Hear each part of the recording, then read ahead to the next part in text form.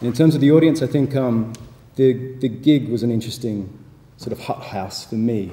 I've never had such extreme reactions to anything I've ever done in my life. People either loved it or hated it, or it was very extreme. And you had so many different audiences there from the way it was marketed. You had people there for Marcus, who didn't understand why he was being all arrogant and cool on a stage with a horse head. And you had Chrome Hoof audience who were like, get the guy off, you know, like, what's he doing? And then you had Wildbirds and Peace Drums audience, who I should say opened up the ritual. It's a Swedish duo.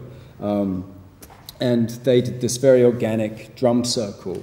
They also improvised with 20 drummers, usually it's just 2 in the band, to kind of raise the energy of the night, almost like a smoking ceremony. And their audience were completely baffled by Marcus and Chrome Hoof, you know, and it was quite polarizing. And you can see that in the video footage, especially when Marcus comes out, lots of people going, what the hell is this? So the audience is very expansive, and that for me is what's interesting about the project as well. It definitely wasn't a normal gig in, no. You know, in the normal sense, or even a normal art project, you know. Yeah. That was the most interesting thing about it. The great thing about it was that you couldn't put your finger on it, you know, and that's what fascinated for me. I mean, I tried, and this is quite indicative of the sort of strangeness of it all. I was trying to do an article, because I'm a journalist, I was trying to do an article first for the Times and then the Guardian about the whole thing. And no one could quite get their head around the whole, you know, is this an art thing, or is this a social, is this for the social pages, or is this about a rock and roll, is this about a 14-piece heavy metal, funk, disco, rock and roll band, you know, who dress up in these crazy costumes? No one could get their head around what it was, and to be honest with you, neither can I.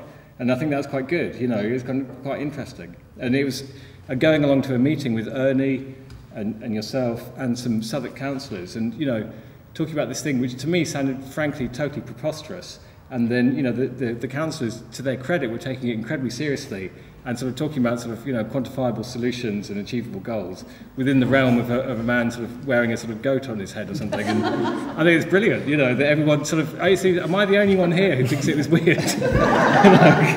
Everyone else just thought it was completely normal and sort of, yeah, fine, that'll solve Elephant and Castle's problems. You know? Which once again goes back to the absurdity of the situation actually opening a lot of doors. Like, it's been incredibly contentious, the whole process in this neighbourhood, and I think a lot of people stuck with us because the proposition was so ridiculous. And the councillors in particular have, you know, a lot of pressure on them at the moment, and the fact that they were, one, financially supporting us, but secondly, being characters in the film, getting involved, very easily, you know, ruin their careers, was quite impressive. I think it might have ruined their careers, actually. No, it hasn't. Yet. Can you just maybe talk a bit more about the shamanic intention or non-intention, but the shamanic side of the ritual?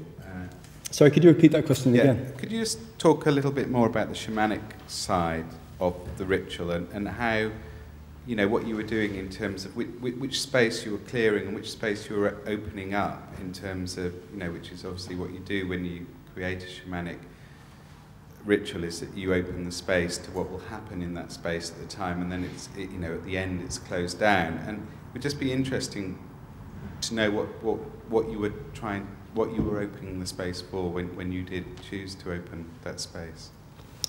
Well, my intention really, in a loosely shamanic way, was to open up a space, as you call it, to really explore my own imagination, but in a very, in the imaginative world, in a very self-generating way. So that I wasn't really in control of my own imagination, it was controlling itself and determining its own path wherever that was going to go. So I sort of likened it to a sort of very elaborate form of daydreaming, really. With a huge backing group and a big audience. So really, I tried to treat it on that level, really. And the idea for me was, after having been so sort of fundamentally influenced by all these other people we've met and talked to and shared time with and shared their houses with, that would hopefully help me to create a personal idea of a vision, or confront a personal vision for what Elephant and Castle could be in the future. And this really took the form of an imaginative journey that I went on. And it was quite a difficult journey, and I did sort of announce some sort of very rough findings on the stage. But roughly, I'll give you a quick précis of what happened. Nothing much happened for a very long time. I had this idea of this future vision that I wanted to see. I wanted to see the vision in front of me. And this is what I took. So I sort of, usually when I work like this, I go down into a sort of call it a lower world, and use that entry point as a point to depart from and go on this journey. And nothing much happened for a long time, and I wasn't seeing anything, and it was pretty dark. Usually animals come up to me, and sometimes they do stuff, sometimes they don't. Really nothing was happening. Sometimes whole habitats appear, and I explore those, but that wasn't really happening either.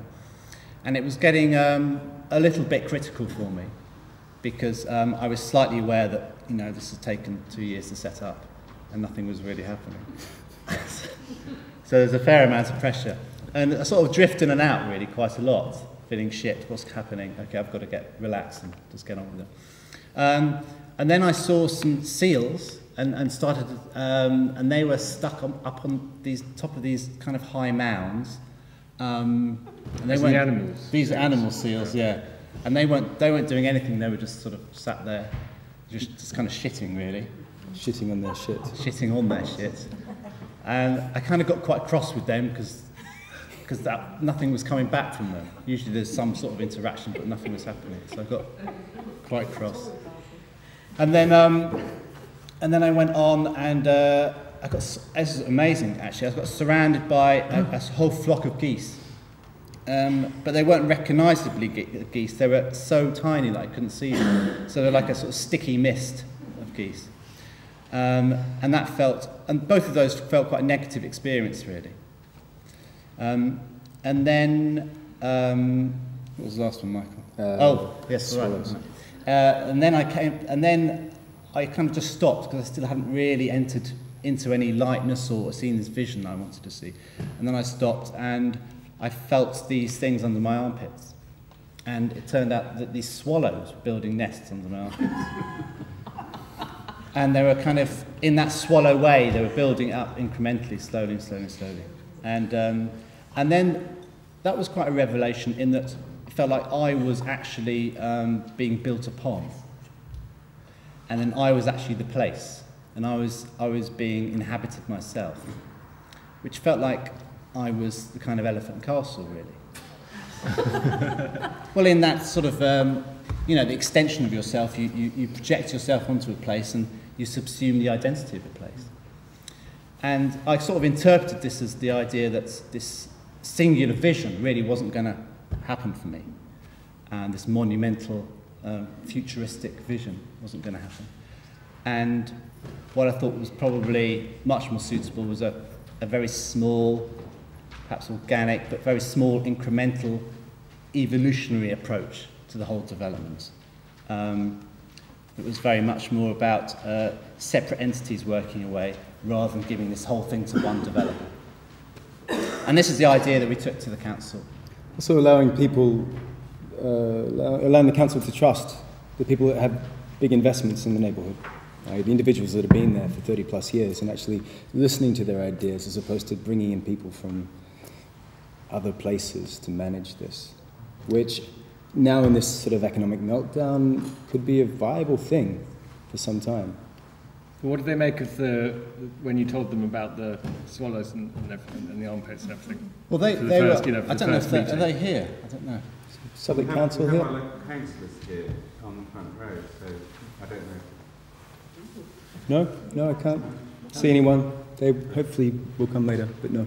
But they brilliantly came to the. They seem very accepting of that. Yeah, they came to the gig and they really enjoyed it. And I think they were just in a very difficult position for them. I mean, we went to them afterwards and I announced what I'd seen, really, and told them pretty much the story that I told you. And we kind of suggested these, you know, a few ideas perhaps how they could think about going forward in the future, particularly because this singular vision really doesn't seem to be working and all the developers are dropping out. I think it was just really hard for them to take on because they've got so much invested in the singular vision, and it's so much about saving face for them that I think it was just so hard for them to even entertain the idea of ditching it all, doing a whole procurement thing and starting all again. So they're probably the wrong people to talk to about it. No, but to give them credit, they were, I mean, when I went along to that meeting, they seemed to be taking the whole thing incredibly seriously, almost like, you know, I'd say almost too seriously. I mean, it's like, but, you know, again, full credit to them, because it was almost like a kind of leap of faith, which everyone seemed to be prepared to make. Well, I think they were taking it seriously because we were talking to everybody in the area. So you're getting real reactions. And Real finding out what's reactions. going on. They were quite nervous by the amount of people we were actually spending time with in their own homes, like Ernie and Gloria. They didn't expect, I don't think, us having access to all these different worlds. Yeah, so really knew what was happening. Yes, they had to And how take it people seriously. felt. Yeah. And they had difficult relationships with a lot of these people as Of well. course. So they were really worried about, I think, what we were going to say and how we were going to deal with it. Yeah.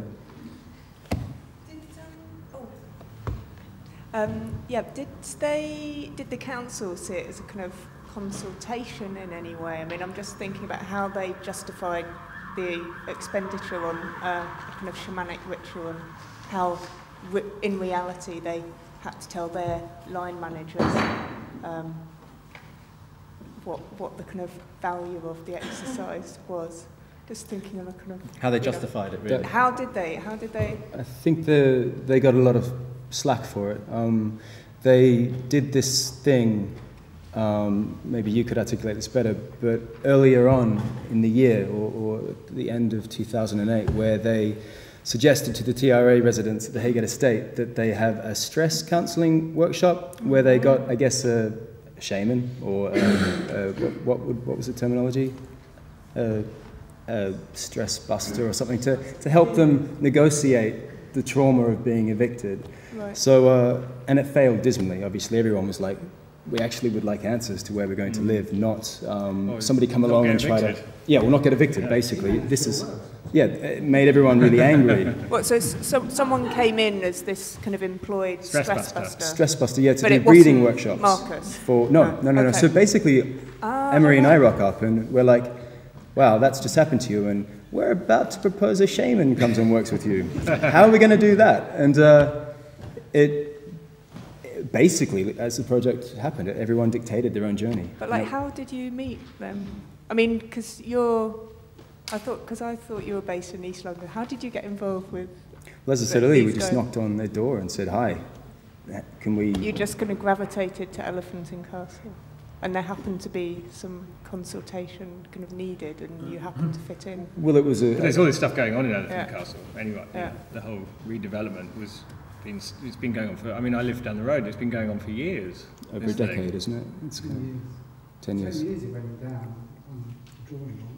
Yeah. Yeah, there's. I mean, you can go on the internet and you can see these designs for the whole thing. And I mean, I think if you start looking at it, there'll be something like 2007 projection, 2009, 2011, whatever. You know. There's a fantastic wall near the Haygate Estate after the Coronet, where there's this big wall and it says, completed in 2005.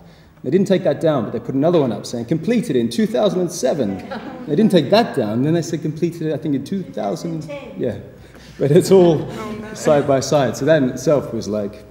The next one's 2017. Yeah, I thought it was 14, 17 now. There's something that Ernie pointed out to me, which I thought was really important. I don't know if you remember, but I said to you, because I used to cycle past the Haygate late at night, and I think, that's scary up there. You know, I'm going to get mugged. And you said, no, it's a really good place to live, and they're really good flats, and they're big, you know, and well built, and you know, and a sort of good community relationship there. And I thought that was an important thing. Not the kind of image of a place, but the reality of how people live and how, you know, if a flat works, rather than seeing it as this, it's a terrible nightmare, it's a sign of London's social problems, you know, actually the reality seemed that, you know, you saying that you're very happy there. Yeah, we were.